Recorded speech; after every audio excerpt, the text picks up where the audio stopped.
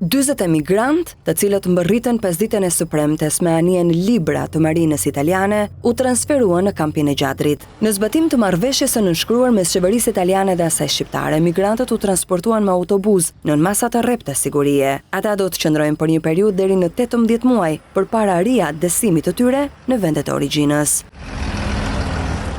Kjo lëvizje vjen si pasojë e zbatimit të dekretit të miratuar nga qeveria italiane, e drejtuar nga kryeministja Giorgia Meloni, i cili parashikon që emigrantët e paligjshëm të ndaluar në ujërat italiane dhe që nuk përfitojnë statusin e azilantit të transferohen në qendra pritjeje jashtë territorit italian, konkretisht në Shqipëri. Kampi i Gjadrit, i përshtatur për këtë qëllim, është një nga 2 qendrat e ngritura në territorin shqiptar për pritjen dhe sistemimin e emigrantëve të refuzuar nga Italia. Gjatë qëndrimit të tyre në kamp, emigrantët do të kalojnë përmes procedurave administrative për verifikimin e identitetit dhe përgatitjen për riadesim në bashkëpunim me autoritetet italiane dhe ato shqiptare. Transporti dhe shoqërimi i tyre u realizua nën mbikëqyrjen e policisë, ndërkohë që autoritetet shqiptare janë angazhuar të garantojnë standardet e sigurisë dhe respektimin e të drejtave baste të emigrantëve gjatë gjithë periudhës së qëndrimit të tyre në Shqipëri. Fillimisht kampi i Gjadrit ishte konceptuar për të strehuar përkohësisht azilkërkuesit e shpëtuar në det nga anijet italiane për një periudhë deri në 28 ditë, por me dekretin e ri,